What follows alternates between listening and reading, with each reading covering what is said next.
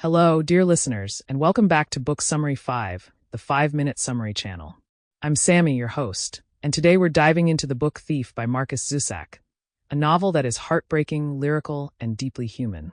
Set in Nazi Germany, it's a story told by death itself, and it follows a young girl's journey through loss, love, resistance, and the power of words.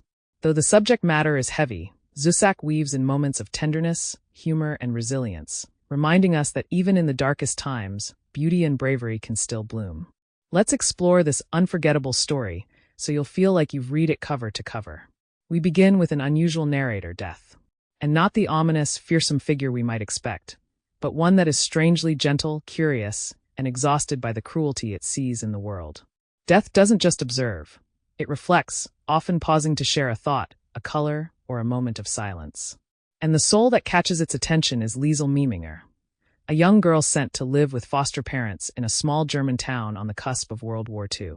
Liesel arrives in Malching, haunted by two losses: the death of her younger brother during their train journey and the abandonment by her communist mother.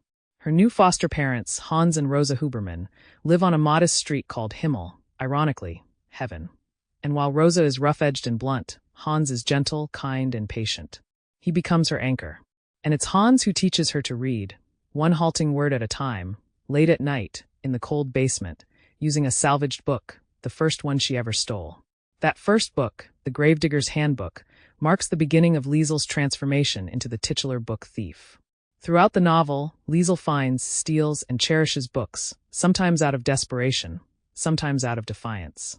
These books become her escape, her comfort, and eventually her resistance. As Liesel adjusts to life on Himmel Street, she forms a close friendship with Rudy Steiner, her lemon-haired neighbor who's always asking for a kiss and idolizes Jesse Owens. Their bond is one of the most joyful threads in the story, full of play, mischief, and deep loyalty. Together, they steal apples, race down streets, and face the growing tensions of war. But beneath their childhood adventures, danger is always looming. Hans and Rosa, though quietly opposed to the Nazi regime, are trying to survive without drawing attention. That fragile balance is shattered when Hans agrees to hide Max Vandenberg, a young Jewish man whose father once saved Hans's life in the First World War. Max arrives starving, exhausted, and terrified, and is hidden in the basement. Liesel and Max form a profound connection, built not on pity but on shared fears, sleepless nights, and a love for words. Max writes stories for Liesel, stories that give her strength and allow both of them to hold on to a sliver of humanity. As the war intensifies, Max's presence becomes more dangerous, and Liesel's world grows darker. Bombings begin. Food becomes scarce, and the weight of secrets, loss, and fear press down on Himmel Street. Meanwhile, Death, our ever-present narrator, continues to collect souls, growing wearier by the day. It drops hints, never hiding the fact that tragedy is coming. It tells us that Himmel Street will not survive, that many of the people we've come to love will be lost. And still we read on, because it's not just about the end.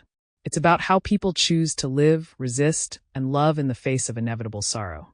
When the bombing comes, it arrives suddenly without warning. Liesel survives only because she had fallen asleep in the basement while writing in her notebook her own story. She emerges to find everything she loves reduced to rubble: Hans, Rosa, Rudy. Gone. The grief is staggering. But even in this devastation, words remain.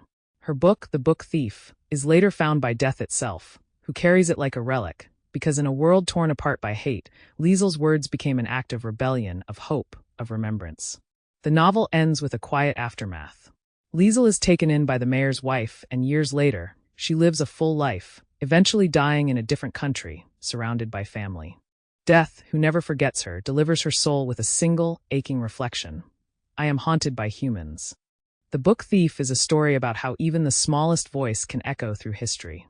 It's about the power of storytelling, the necessity of kindness, and the resilience of the human spirit when the world is falling apart. Markus Zusak gives us a haunting reminder that, even as death walks beside us, it is the acts of compassion and courage that define who we are. Thank you for tuning in to Book Summary 5, the 5-Minute Summary channel. If you found this journey through the Book Thief moving, please subscribe, like, and share it with your friends. Until next time, happy reading. And remember, even in the darkest moments, words can be our light.